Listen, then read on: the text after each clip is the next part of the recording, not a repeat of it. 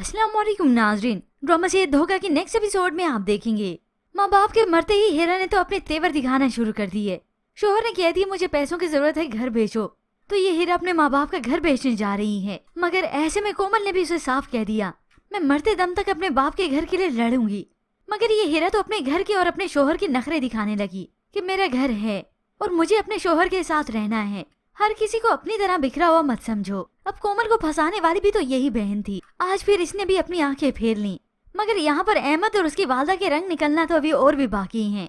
यहाँ पर जब इनका आना होता है तो तब मालूम हो ही गया कि ये घर बिकने वाला है, बंटवारा होने वाला है। अहमद तो इसे ब्लैकमेल करने लगा कि ये घर बेच देंगे, फिर तुम कहाँ रहोगी। तो कोमल ने भी अपना फैसला सुना दिया, मैं अब आपके साथ नहीं रहना चाहती।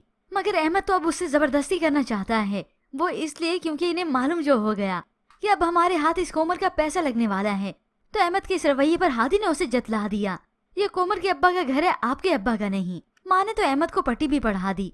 कोमल ने सोने की चिड़िया है, उसे अपने हाथों से मत जाने देना। यूँ वैसे भी अहमद को और चाहिए भी क्या, उसे तो सिर्फ और सिर्फ पैसों से ही गर्ज है, चाहे कायनात के हों या फिर कोमल के। मगर इस वक्त में कोमल अब बहुत ज्यादा कमजोर पड़ चुकी है। ऊपर से अहमद इसे प्रेशराइज कर रहा है और यहाँ पर इसकी बहन अलग से घर बेच देना चाहती है। कोमल तो डट कर खड़ी हो गई, मैं इस घर को आग लगा दूंगी लेकिन बिकने नहीं दूंगी। तो हीरा ने भी उसे धमकी दे दी, मुझे कानून का फिर सहारा लेना पड़ेगा।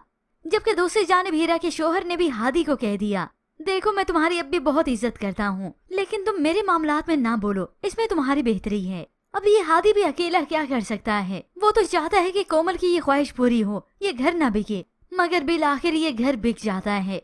तो वहाँ पर इस अहमद की वालदा को इस बात की खबर हो गई, सुना है घर बिक गया और बंटवारा भी हो गया है। अब तो अहमद चाहता है कि जल्द अज जल्द इस कोमल को वापस ले आए और उसके हिस्से पर भी कब्जा कर ले।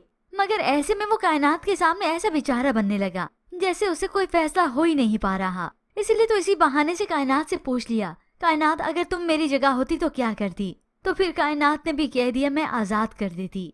मगर अहमद इस सोने की चिड़िया को ऐसे कैसे जाने दे सकता है। वो अब कोमल के साथ जबरदस्ती भी करेगा और उसे घर वापस भी ले आएगा और कोमल भी हालात के पेश नजर मजबूर हो ही जाएगी। मगर इस सब के बाद अहमद अब उसके साथ वो कुछ करेगा जिसका कोमल क्या कोई और तसव्वुर भी नहीं कर सकता।